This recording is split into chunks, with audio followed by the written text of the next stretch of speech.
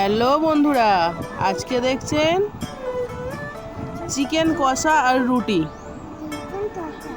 সবাই তো চিকেন কষা করে জানি, আমি একটু কীরকম করলাম সেটা আপনাদের কাছে শেয়ার করলাম।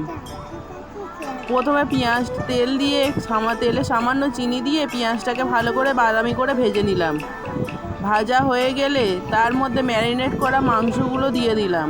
আর পাশের কড়াইতে একটু আলু সিদ্ধ করে সেটাকে ভাজতে দিলাম। ভাজা হয়ে আসুক, তারপর মাংসটা ভাজা ভাজা মতন হোক, ততক্ষণে একটু টক দই, নুন, লঙ্কা, হলুদ, কাশ্মীরি লঙ্কার গুঁড়ো